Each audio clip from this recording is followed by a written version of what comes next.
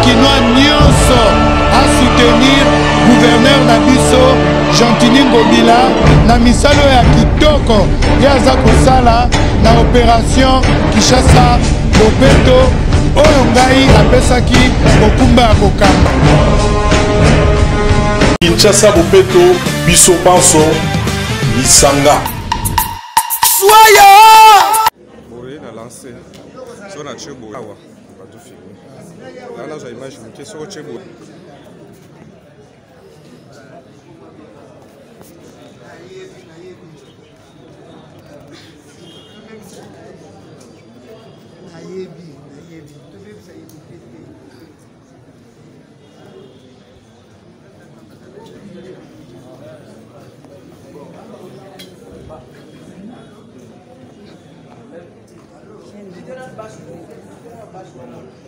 Allô?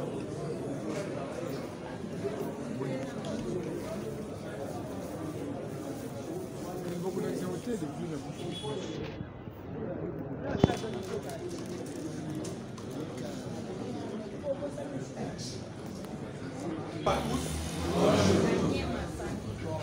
Oyo kanga malamu olandanga deja malamu maloba naza koloba ebandeli ti na suka ya liboso ya mopenza. J'aimerais d'abord me présenter devant vous pour la biso nabino nangai toyebana. Moi je sais que vous êtes le chef de riz, mais bino boyebide so ina na loba liboso na bino. Je me présente au nom de Vicky Mantusu Mkwayanzo. Je suis le chargé de mission du coordonnateur provincial de Kinshasa Bopeto et le chargé des activités de la coordination provinciale de Kinshasa Bopeto. J'aimerais m'entretenir avec vous, soit vous expliquer l'importance de votre arrivée ici au 3e niveau de l'hôtel de ville, siège de la coordination provinciale de Kinshasa Bopeto. Je serai bilingue, c'est-à-dire à Bolobana Lingala et à Lopoto, pour une meilleure compréhension de tous. La première des choses à vous expliquer, c'est le mot, soit la phrase Kinshasa Bopeto. Bien avant que son Excellence, Monsieur le gouverneur Gentini Ngobila Mbaka puisse postuler, il avait déjà fait un petit constat au niveau de la ville-province de Kinshasa qui était très sale à tous les niveaux. L'administration, l'environnement, la santé et autres étaient sales. Lorsque tout ça va sale, c'est-à-dire les alaki malamu de ayeko postulé. Quand a postulé, il n'était pas le candidat unique. Un candidat Basalaki est belé, qui veut dire qu'il y avait plusieurs programmes où les candidats Basalani proposent qui ont présenté qui. Mais nos très chers aimables Kinoises et Kinois ont voté massivement le programme dénommé Kinshasa Bopeto. Ils voté qui yango na niveau et assemblée provinciale où ils ont représenté les Kinois, les Kinoises et les Kinois. Vous voyez que après avoir causé la élu, après avoir causé la élu, aye ko composé gouvernement provincial naye Obino Boyebi. Tout ça la ministre provincial et intérieur, environnement, santé et autres. A composé gouvernement naye, aye ko créer na kati ya gouvernement où ezalaka déjà aye ko créer o babengi coordination provinciale ya Kinshasa Bopeto. Coordination ekotaka te ekoti aye ko nommer na tête ya coordination ya Kinshasa Bopeto coordonnateur provincial ya Kinshasa Bopeto na kombo ya Excellence Germain Pundu Bombanza. Pourquoi na nuancé na mot excellence pour selon arrêté ko eza ko nommer azana rang et ba ministre provinciaux.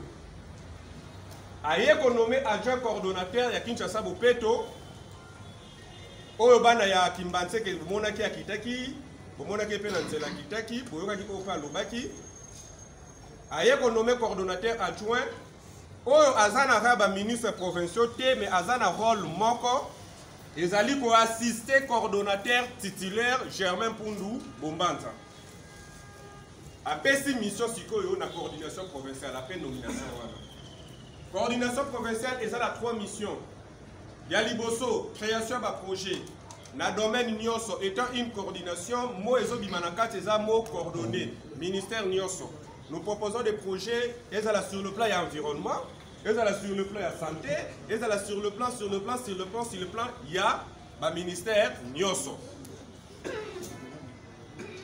toye kolongwa wana deuxième rôle la coordination provinciale ezali suivi ya application ya ba projet wana oyo ezali déjà créé peut-être nazo pesa exemple excellence tata Chantini Ngobila Mbaka to ministère ba ministre nyonso tout ba to créer programme qui est projet le 8 il faut tonga venir elengesa bon eza kotonga matin ba to elengesa bosati avene lengesa depuis peu colonial etonga matin projet yé faut tonga yango kotonga pe bandi kosale parce que deuxième mission coordination ali suivi application c'est-à-dire nzela wana etonga malolenge projet et lobamaki ndenge tata Chantini Ngobila Mbaka asengi tokolandela yango ekende tina suka soki pe na santé tokolandela l'environnement tokolandela yango wana nde na lopoto na koloba deuxième mission ali suivi application des projets troisième mission ya coordination provinciale à Kinshasa Bopeto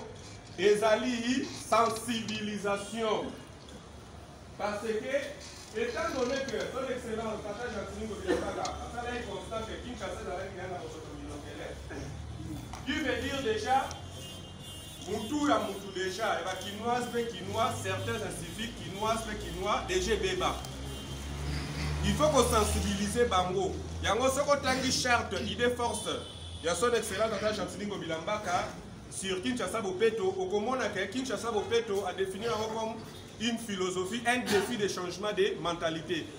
Changement et bandakana sur le plan mental. Comme Moutas a changé mentalement, il faut que les gars sensibiliser. Pour sensibiliser à même la pratique. Dans le sens où on a suivi, il y a application. La deuxième, troisième, c'est sensibilisation. Donc, il y a une mission, coordination.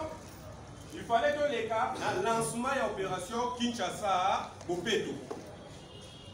Zamba Sungaki, pareil à Kinshasa Bopeto. Il y a Mounene et Mboka Oyo Moutalansa qui opération Kinshasa Bopeto.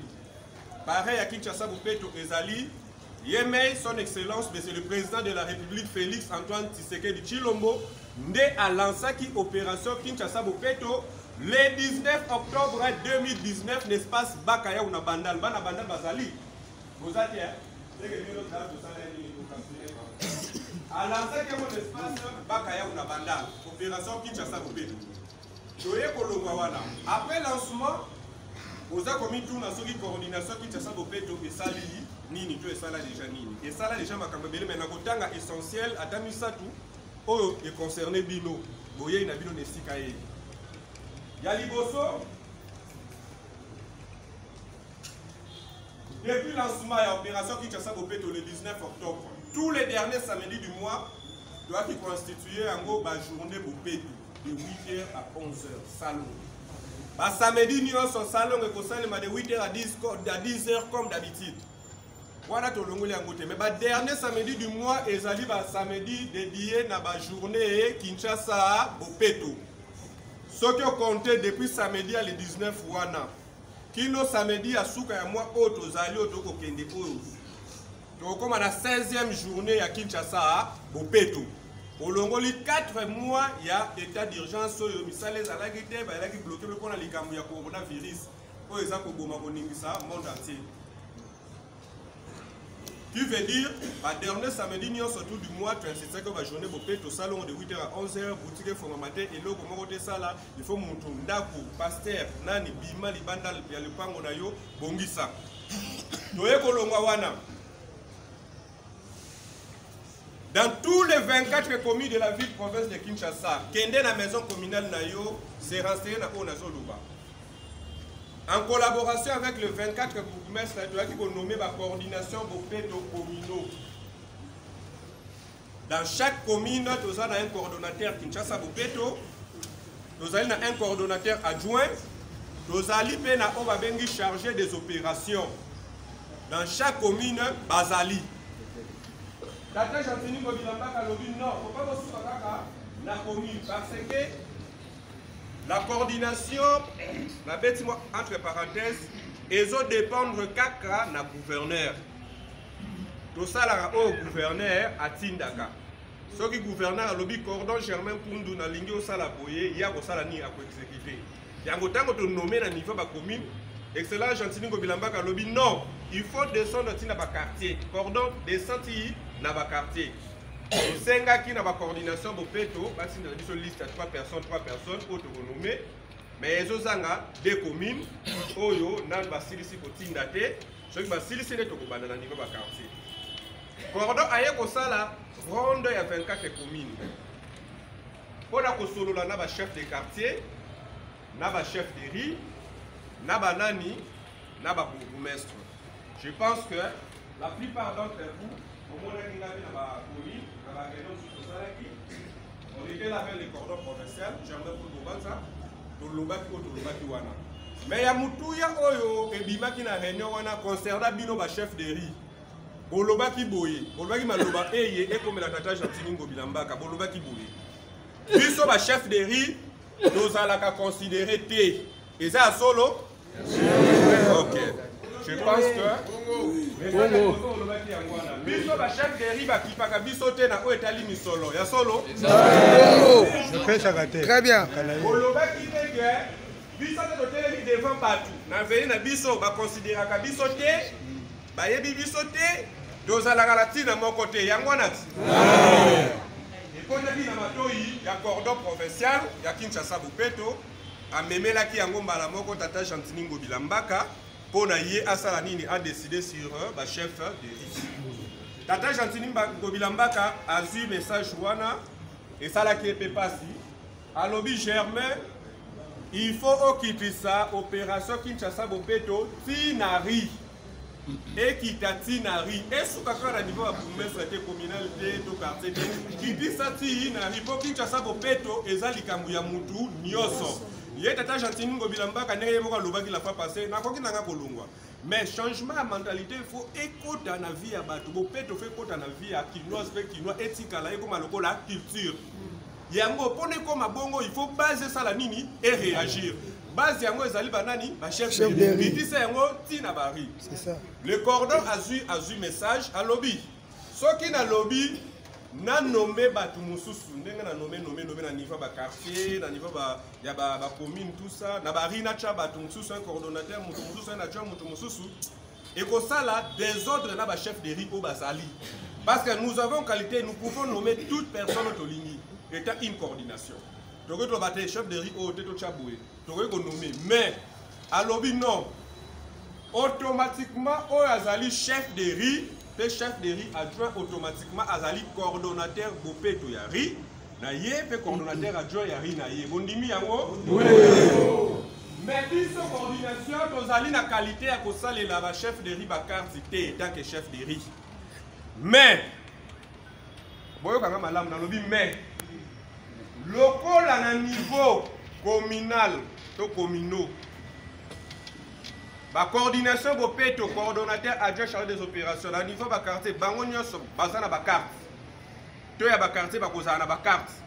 Pour identifier Bango. Pour ce que tu as mis en moutou, à la carte, respecter Bazana Yango. Yango peut automatiquement chef de réunion, surtout il faut Azala.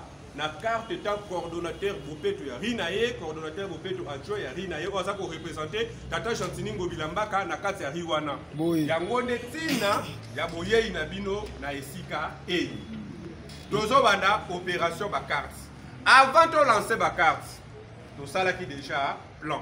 Ya ndenge ni ko salima. To benga ki responsable bande ko pe pa kolandanga en direct, boyo ka message e. To benga ki responsable numéro 1. Il y a un chef du quartier. Où est allé papa Moussengo? Vous voyez bien très bien. Ayaki, la délégation, il y a un chef de Rimoussou.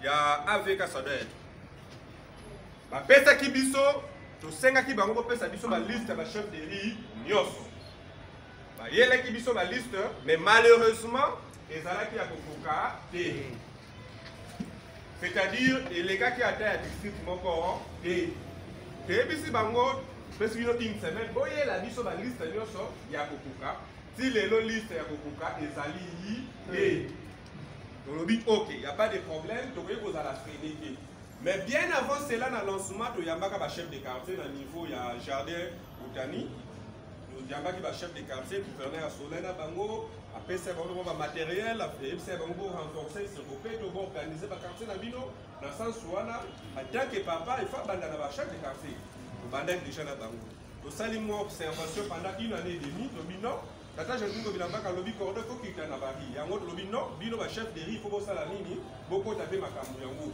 yango nde to lançaki opération et d'abord to lancer opération et to ça déjà 1 mois et demi na niveau hôtel de ville plus 2 semaines na niveau ya ba commune opération capture to ça na niveau ya capture ya pamba pour capturer chef de riz nyonso. Vous pouvez constater que les chefs de riz sont bien organisés. Vous Nous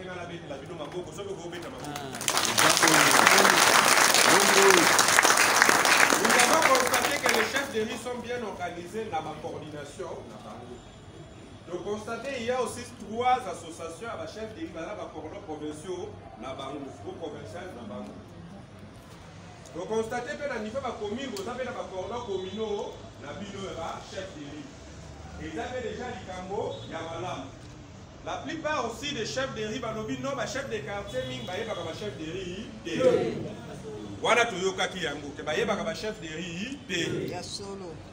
Toyoki yango tolobi non, là, il n'y a pas de problème. Biso, Kinshasa Bopeto, ezali l'église au milieu du village. Ozaloza chef de riz à AVK, ozalo chef de riz à ACPRK, oza chef de riz ceux qui a nini to songolo pakala. Mais étant donné qu'on limite au côté de l'Ikambia, Kinshasa Bopeto, ça m'a beaucoup, Ouelele Boyamba, chef de riz, Nyonso. Oui.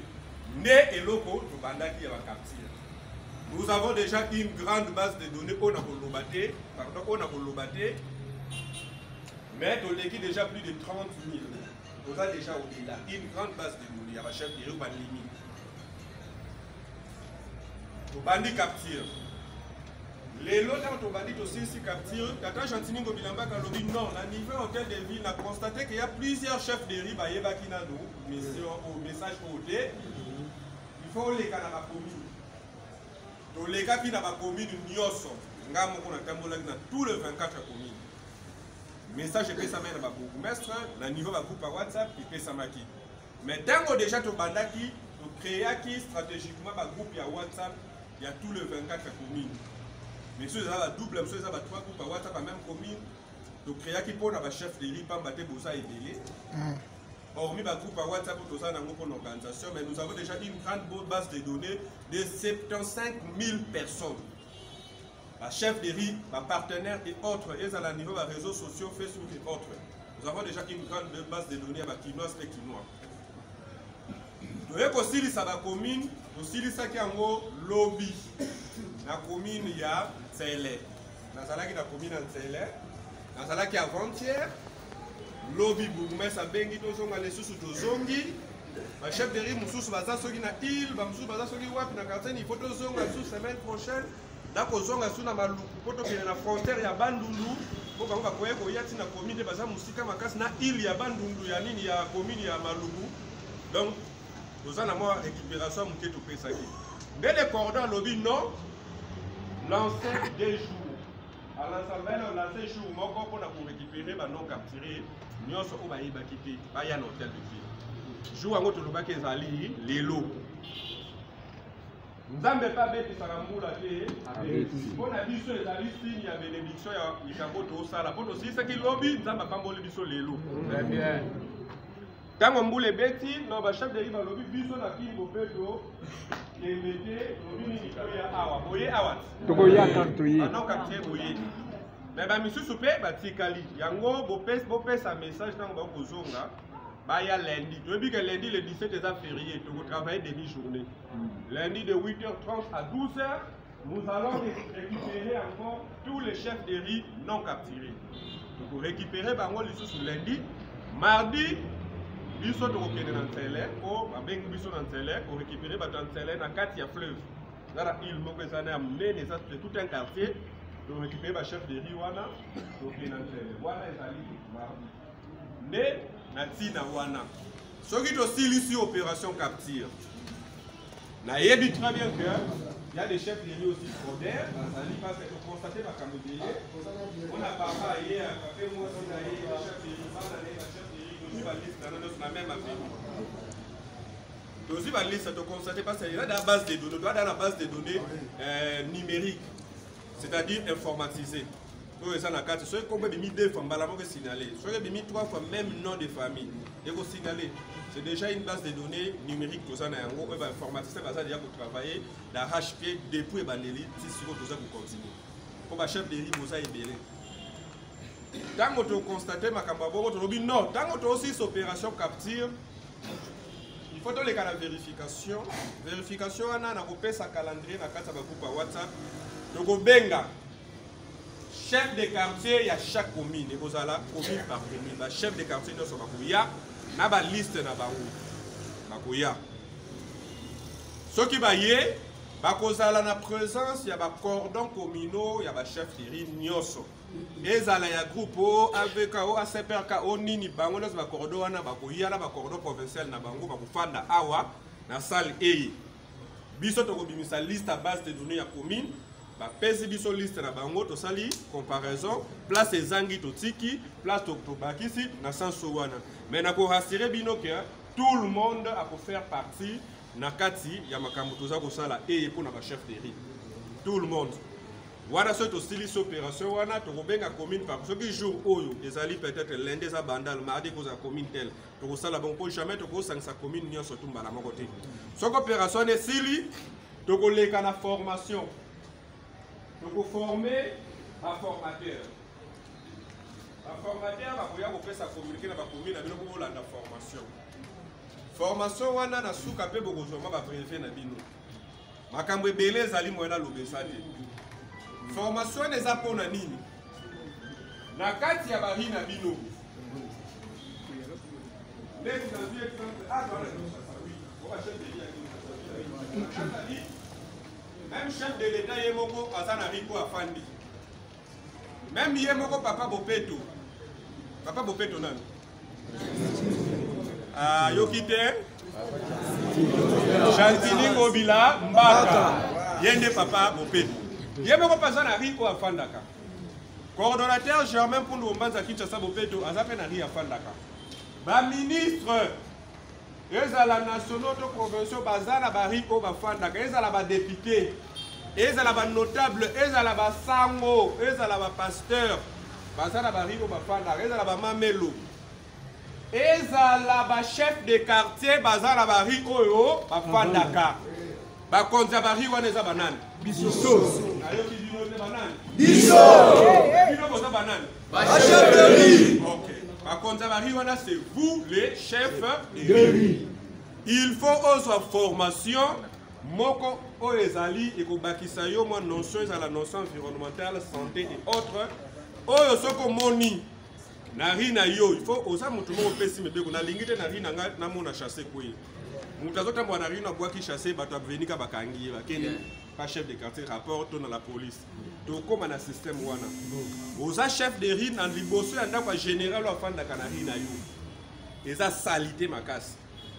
Oza na carte na yo, oza na mikanda na yo, o ezo peso ndingisa ya kokota tina ndako général ba yambo na boboto, po pesa explication pour na ba bongisa liboso wana. Oza na capacité ya organiser venir mobimba po venir na bino e comme bopeto. Na sens wana peut-être même so yinzamba sungi. Na ba liboso banda ku na bino boko chaba te rapo ko ila seki boko na bino.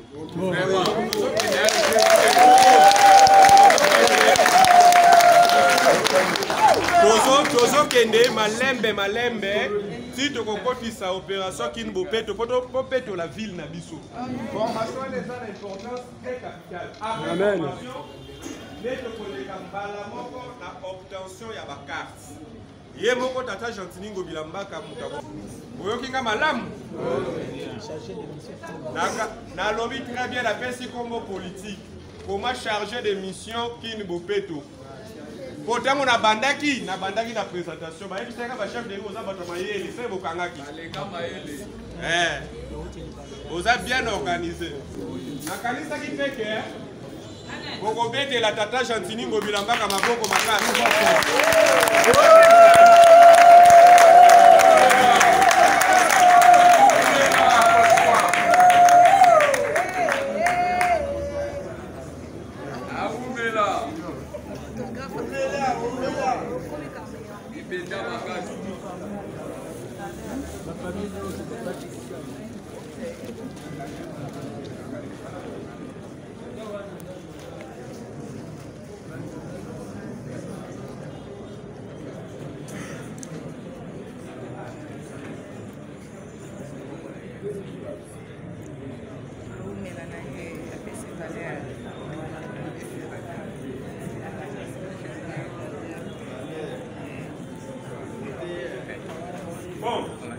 Dozo banda. Combien de Dozo banda la bino. Rapidement nazo benga liste par liste ya batantele. Bakangi bino nakangi o photo osale nini?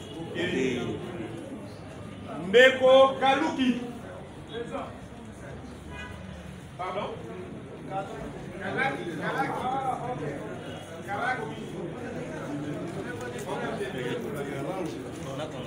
Mbeko Kaluki, c'est pourquoi papa?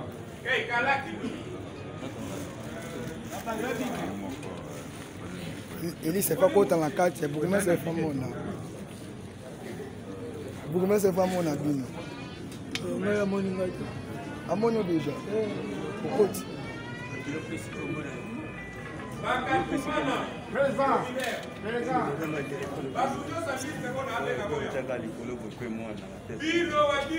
Nde babo ebo leka na chaîne. La chaîne. RTNC. Mais au Tchèque, Présent.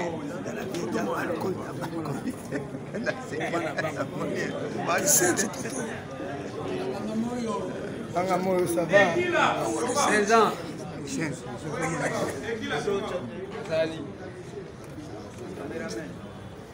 Chamba Onia. Chamba Onia.